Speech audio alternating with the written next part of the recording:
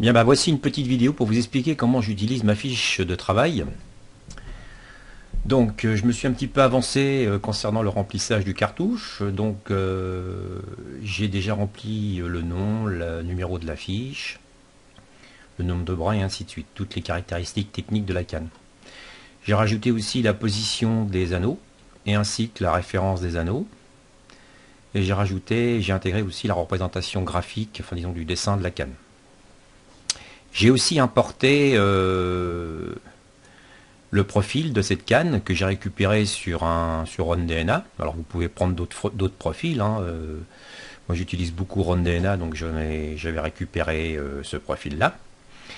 Donc vous avez les numéros des stations ici, et ici vous avez la dimension du profil. Alors évidemment, toutes les cotes sont en pouces.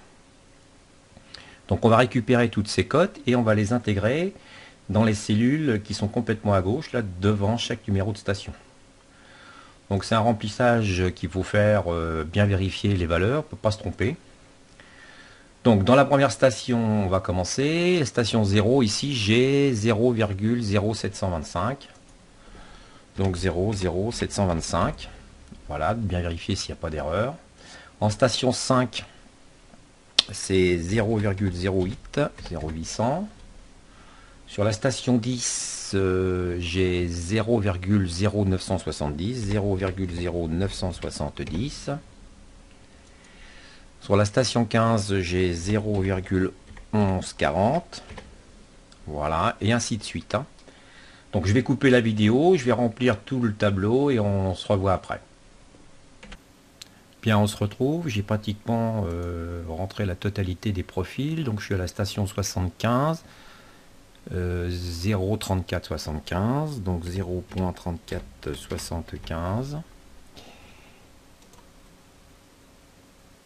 La station 80, 0,3480. Et je termine avec la 85 qui est 0,3480, identique. Voilà. Donc voilà, j'ai rempli la totalité des cellules. Et on peut constater qu'une fois que vous remplissez, les calculs se font automatiquement. Donc j'ai rentré le profil de la canne en pouces. Automatiquement, la feuille de calcul la convertit en millimètres. A calculé automatiquement un demi-profil en pouces et un demi-profil en millimètres. Donc voilà, ainsi de suite. J'ai aussi calculé automatiquement les cotes intermédiaires, c'est-à-dire tous les pouces. De 0 à 5 pouces, j'ai les calculs intermédiaires. Ce qui me permet de temps en temps de vérifier un petit peu à différents endroits pour voir si le profil est bon.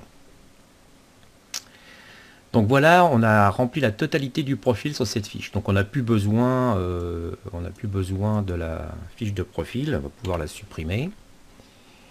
Et maintenant, grâce à cette fiche, on va pouvoir déterminer en fonction des profils quelle sera la hauteur de mes ébauches que je vais réaliser avec mon outil de dégrossissage. En fin de compte, comment je vais régler, à quelle hauteur je vais régler mon outil de dégrossissage.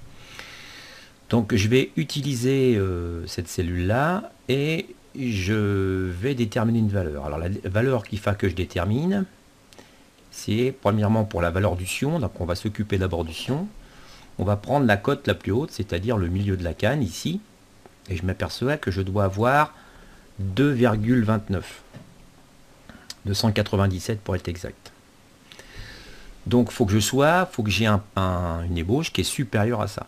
Donc je vais mettre 3 par exemple, je pense que c'est supérieur.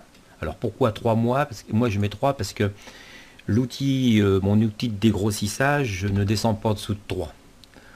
Donc je vais partir de la cote de base, de départ.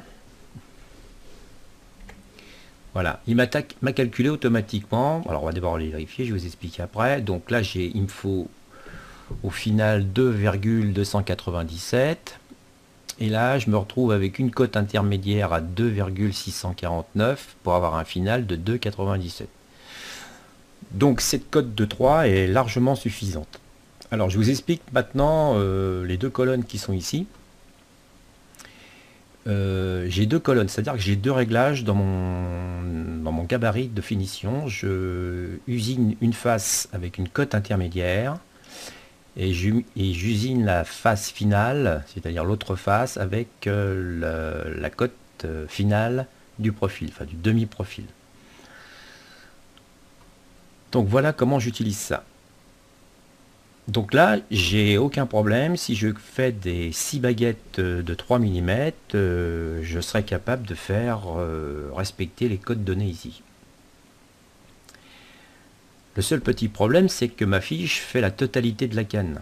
Donc si je laisse avec 3 ici, quand je vais au bout, à la fin du talon, c'est-à-dire la fin de la canne ici, si je mets 3, il me faut 4,420. Je m'aperçois que 3, ça suffit pas. Donc il va falloir une baguette supérieure à 4,420. Donc on va déjà mettre 4,5, on va voir ce que ça donne. Voilà, donc je vais à la fin de ma canne, et là je m'aperçois qu'ici, si je mets 4,5, donc j'ai 4,46. Ça marche. Donc je vais avoir un calcul intermédiaire, un réglage maximum à 4,460 pour avoir à la fin au final 4,420. Donc je pourrais utiliser des baguettes de hauteur de 4,5. Alors si vous avez des baguettes par exemple qui suffisent, par exemple vous avez déjà des baguettes que vous avez déjà usinées, par exemple on va essayer avec 4, on va voir ce que ça donne.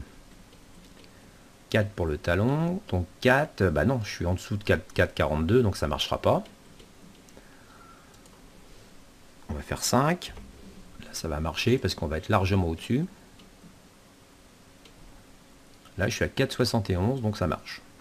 Donc moi l'avantage de ce système là, comme j'ai un gabarit qui se règle, je peux éventuellement minimiser la hauteur de mes ébauches, ce qui permet de moins usiner derrière. Donc voilà à quoi sert. Alors comment après je conserve ces fiches, hein. Comme je peux pas, j'ai qu'une seule fiche de travail pour l'ensemble de la canne, je suis obligé de faire 2 copies. Une copie avec la cote de 3 mm pour le sion par exemple. Donc je vais faire une sauvegarde pour le sion. Et je vais refaire une autre copie avec la hauteur pour le talon. Donc voilà comment ça fonctionne. Alors l'avantage, vous stockez, et le jour où vous voulez refaire une canne, vous avez toutes les mesures nécessaires pour refaire une canne à l'identique.